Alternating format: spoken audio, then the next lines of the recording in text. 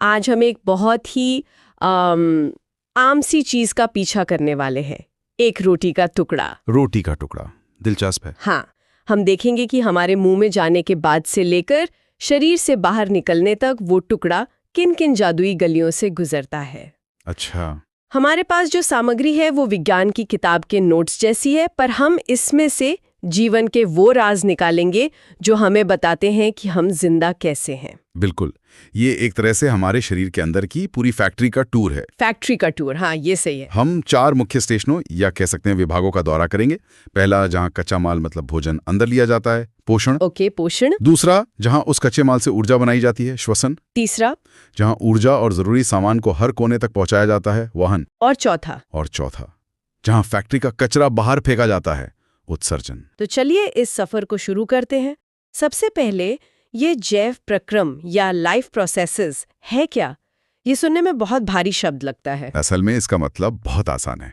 ये हमारे शरीर की 24/7 चलने वाली मेंटेनेंस टीम है। Maintenance team? हाँ, जैसे गाड़ी को चलाने के लिए इंजन, कूलिंग सिस्टम, वायरिंग सब कुछ लगातार काम करता है, वैसे ही हमारे शरीर को जिंदा रखने और उसकी टूट फूट की मरम्मत करने वाले सारे काम मिलकर जैव प्रक्रम कहलाते हैं। अच्छा, ये वो प्रक्रियाएं हैं जिनके बिना मतलब जीवन संभव ही नहीं है। ठीक है, यानी ये शरीर की सर्विसिंग टीम है। हाँ, तो इस टीम का पहला और सबसे जरूरी काम है ईंधन भरवाना। बिल्कुल। यानी हमारा पहला स्टेशन पोषण।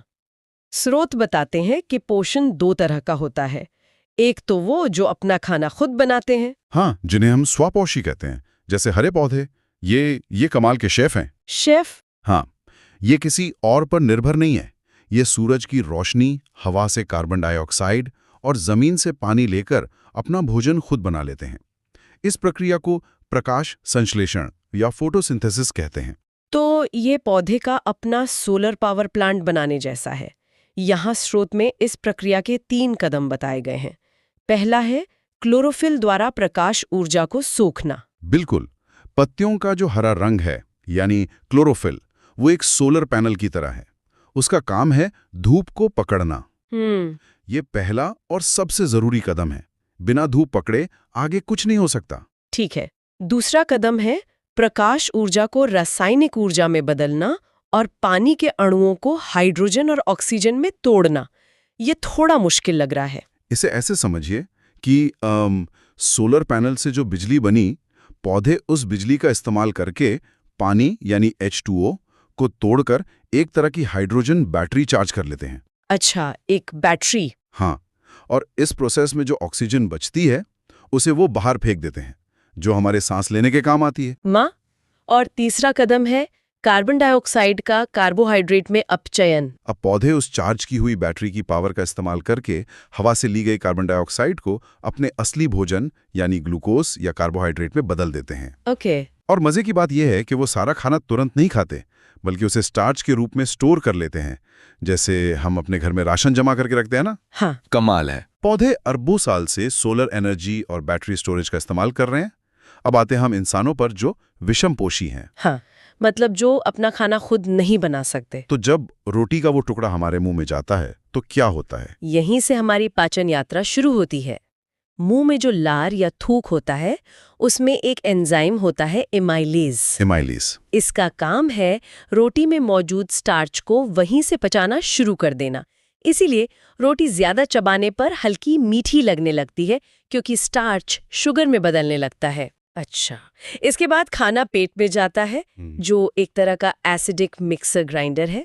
यहाँ तो बहुत कुछ होता है, हाइड्रोक्लोरिक एसिड, पेप्सिन, श्लेष्मा, ये सब क्या है? सोचिए, पेट एक मजबूत मिक्सर है। इसमें पहले तो हाइड्रोक्लोरिक एसिड निकलता है, जो बहुत तेज तेजाब है। तेजाब? हाँ, इसका काम है खाने के साथ आए कीटाणुओं को मारना। फिर एक दूसरा खिलाड़ी आता है, पेप्सिन। ये एक स्पेशलिस्ट है जिसका काम सिर्फ प्रोटीन को तोड़ना है। ओके। और इन सब से पेट की दीवार को बचाने के लिए एक चिकनी परत होती है श्लेष्मा की, जो एक सेफ्टी शील्ड की तरह काम करती है। और फिर ये मिक्सर से निकला हुआ खाना जाता है छोटी आंत में, जिसे स्रोतपूर्ण पाचन का मुख्य स्थल कह रहे हैं। ये असली केमिकल फैक्ट्री है क्या? बिल्कुल सही। छोटी आंत ही असली हीरो है। यहाँ 2 और अंगों से मदद आती है।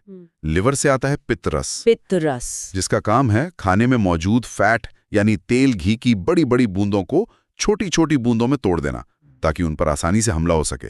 इसे इमल्सीकरण कहते हैं। फिर पैंक्रियास से आते हैं असली कमांडो, ट्रिप्सिन जो बचे कुचे प्रोटीन को खत्म करता है और लाइपेज जो फैट को निपटाता है। ठीक है, तो अब खाना पूरी तरह पच गया है और छोटे छोटे पोषक तत्वों में बदल गया है, लेकिन ये शरीर में लगता कैसे है? ये खून तक कैसे पहुंचता है? यही छोटी आंत का एक और जादू सामने आता है। उसकी अंदर की दीवारों पर लाखों उंगलियों जैसी छोटी छोटी संरचनाएं होती हैं, जिन्हें दीर्घरोम या विली कहते हैं। विली? हाँ, ये किसी तौलिए की तरह सतह का क्षेत्रफल बहुत ज्यादा बढ़ा देती हैं, ताकि ज्यादा से ज्यादा पोषक तत्वों को सोखकर सीधे खून में भेजा जा सके। यहीं से हमारा पचा हुआ भोजन ब्लड स्ट्रीम में दाखिल होता है। ठीक है, तो रोटी का टुकड़ा पचकर ग्लूकोज के रूप में खून में पहुंच गया है, लेकिन ये ग्लूकोज तो बस कच्चा ईंधन है, जैसे गाड़ी में पेट्रोल। इस पेट्रोल से गाड़ी को पावर कैसे मिलेगी? सही सवाल। यहीं पर हमारा दूसरा स्टेशन, श्वसन यानी रेस्पिरेशन, तस्वीर में आता है। एकदम सही। श्वसन का मतलब सिर्फ सांस लेना छोड़ना नहीं है। इसका असली मतलब है उस ग्लूकोज को जलाकर ऊर्जा पैदा करना। अच्छा। ये प्रक्रिया हर कोशिका के अंदर होती है। सबसे पहले कोशिका के अंदर 6 कार्बन वाला ग्लूकोज का अणु 3 कार्बन वाले एक छोटे अणु पाइरूवेट में टूट जाता है। और यहाँ से, जैसा कि स्रोत में दिखाया गया है, कहानी में 3 मोड़ आते हैं। ये वाकई दिलचस्प है, मतलब ऊर्जा बनाने के 3 अलग-अलग रास्ते हैं। हाँ, और ये इस बात पे निर्भर करता है कि वहां ऑक्सीजन मौजूद है या नहीं। पहला रास्ता है अवायवीय श्वसन, यानी बिना ऑक्सीजन के। बिल्कुल, जैसे यीस्ट या खमीर में होता है। वो इस पाइरूवेट को इथेनॉल और कार्बन डाइऑक्साइड में बदल देता है। ब्रेड का फूलना या शराब का बनना इसी प्रक्रिया से होता है। एक मिनट, दूसरा रास्ता तो हमारी मांसपेशियों के अंदर का है। मतलब हम भी बिना ऑक्सीजन की ऊर्जा बना सकते हैं? बना तो सकते हैं, पर सिर्फ थोड़ी देर के लिए। तो फिर हम पूरा दिन बिना सांस लिए दौड़ क्यों नहीं सकते? क्योंकि जब हम अचानक बहुत तेज दौड़ते हैं या भारी वजन उठाते हैं, तो हमारी मांसपेशियों को जितनी ऑक्सीजन चाहिए उतनी मिल नहीं पाती। उस इमरजेंसी में वो पाइरूवेट को लैक्टिक एसिड में बदलकर काम चला लेती हैं। Lactic acid? जी, यही लैक्टिक एसिड है जो अगले दिन मांसपेशियों में दर्द की वजह बनता है। ये एक शॉर्ट टर्म जुगाड़ है बस। समझ गए। और तीसरा रास्ता है वायवीय श्वसन, जो ऑक्सीजन की मौजूदगी में होता है। हाँ, ये हमारा मेन हाईवे है। ये कोशिका के पावर हाउस यानी माइटोकॉन्ड्रिया के अंदर होता है। यहाँ ऑक्सीजन की मदद से पाइरूवेट पूरी तरह से टूट जाता है और कार्बन डाइऑक्साइड, पानी और ढेर सारे ऊर्जा निकलती है।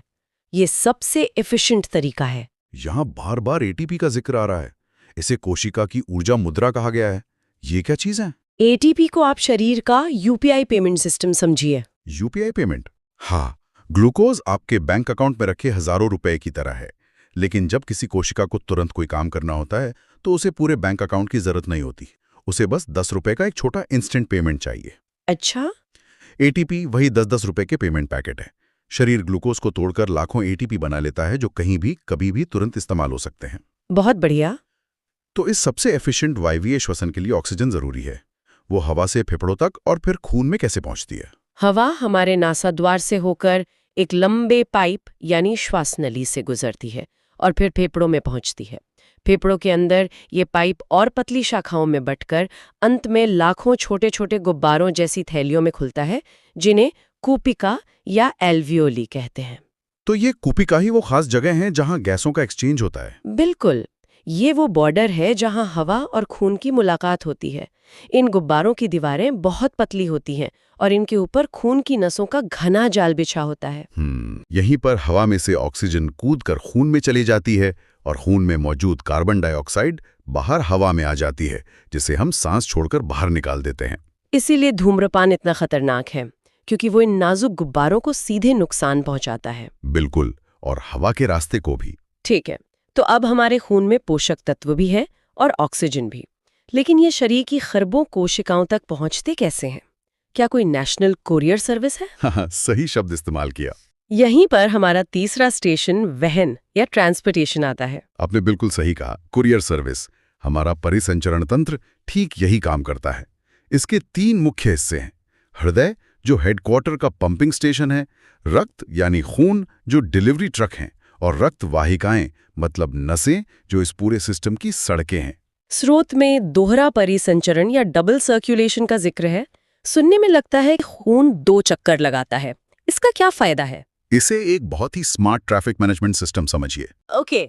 होता यह है कि शरीर से इस्तेमाल हुआ गंदा खून, जिसमें ऑक्सीजन कम है, वो पहले दिल में आता है।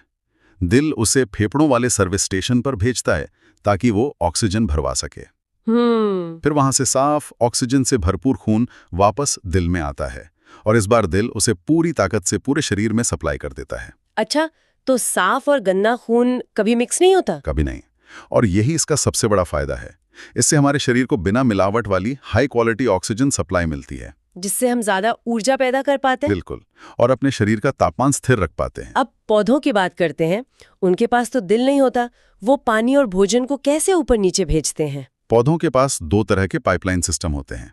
पहला है जाइलम। जाइलम? ये वाटर सप्लाई का पाइप है जो जड़ों से पानी और खनिज को खींचकर पत्तियों तक पहुंचाता है। पर ये ऊपर कैसे चढ़ता है? ये चढ़ता है वाष्पोत्सर्जन की वजह से। जब पत्तियों से पानी भाप बनकर उड़ता है तो एक खिंचाव या सक्शन पैदा होता है जो नीचे से पानी को ऊपर खींचता है, ठीक वैसे ही जैसे हम स्ट्रॉ से जूस पीते हैं। अच्छा, स्ट्रॉ की तरह। और दूसरा पाइपलाइन। दूसरा है फ्लोएम। फ्लोएम ये फूड डिलीवरी सर्विस है। ये पत्तियों में बने भोजन को पौधे के हर हिस्से तक पहुंचाता है, चाहे वो जड़ें हों, फल हों या तना। और इस डिलीवरी के काम में पौधे को अपनी ऊर्जा यानी एटीपी खर्च करनी पड़ती है। तो अब हमारी रोटी के सफर का आखिरी स्टेशन आ गया है। इतनी बड़ी फैक्ट्री चली है तो जाहिर है कचरा भी पैदा हुआ होगा। बिल्कुल। इस कचरे का क्या होता है? हमारा चौथा स्तंभ, उत्सर्जन। सही। हर प्रक्रिया में कुछ बेकार या कह सकते हैं जहरीले पदार्थ बनते हैं। उत्सर्जन हमारे शरीर का वेस्ट मैनेजमेंट और रिसाइकलिंग प्लांट है, और इस प्लांट के सबसे महत्वपूर्ण कर्मचारी हैं हमारे वृक्क यानी किडनीज। तो किडनी का काम खून को साफ करना है। हाँ, लेकिन ये किसी साधारण फिल्टर जैसी नहीं है। ये एक बहुत ही एडवांस्ड आरओ सिस्टम की तरह है। RO system? हाँ। किडनी की सबसे छोटी इकाई को वृक्काणु या नेफ्रॉन कहते हैं। हर किडनी में ऐसे लाखों नेफ्रॉन होते हैं। ये खून में से यूरिया जैसे खतरनाक कचरे को तो छान कर निकालते ही हैं, साथ ही ग्लूकोज, पानी और जरूरी लवणों जैसे काम के सामान को वापस सोखकर शरीर को लौटा भी देते हैं। वाह! सिर्फ फालतू चीजें ही मूत्र के रूप में बाहर निकलती हैं। और स्रोत में डायलिसिस का भी जिक्र है। तो ये एक तरह का बाहरी आरओ सिस्टम हुआ जब शरीर का अपना सिस्टम फेल हो जाए। एकदम। जब किसी की किडनी काम करना बंद कर देती है तो डायलिसिस मशीन वही काम करती है। वो शरीर से खून को बाहर निकालकर उसे साफ करती है और फिर वापस शरीर में भेज देती है। ये एक जीवन रक्षक प्रक्रिया है। क्या पौधे भी कचरा बाहर निकालते हैं? हाँ, पर उनके तरीके अलग और बड़े स्मार्ट हैं। जैसे कि वो अतिरिक्त पानी को वाष्पोत्सर्जन से भाप बनाकर उड़ा देते हैं। कुछ कचरे को अपनी पत्तियों में जमा कर देते हैं और जब पत्तियां गिरती हैं तो कचरा भी चला जाता है। और कुछ बेकार चीजों जैसे गोंद और रेजिन को वो अपनी पुरानी लकड़ी यानी जाइलम में स्टोर कर देते हैं। तो रोटी के एक टुकड़े का ये सफर वाकई कमाल का है। हमने देखा कि कैसे ये 4 सिस्टम पोषण, श्वसन, वहन और उत्सर्जन अलग अलग नहीं है, बल्कि एक दूसरे से पूरी तरह जुड़े हुए हैं। हाँ, ये एक ऐसी अविश्वसनीय मशीन है जो खुद ही अपना ईंधन बनाती है, ऊर्जा पैदा करती है, सामान पहुंचाती है और अपनी सफाई भी कर लेती है। बिल्कुल, ये हमारे शरीर की जटिलता और सुंदरता को दिखाता है। कोई भी एक सिस्टम दूसरे के बिना अधूरा है। सही बात है। बिना पोषण के ऊर्जा नहीं, बिना श्वसन के शक्ति नहीं, बिना वहन के सप्लाई नहीं और बिना उत्सर्जन के पूरा सिस्टम जहर से भर जाएगा। ये एक अद्भुत संतुलन है। अगर आपको इसी तरह आसान भाषा में पढ़ना अच्छा लगता है तो इस चैनल को अभी सब्सक्राइब कर लीजिए।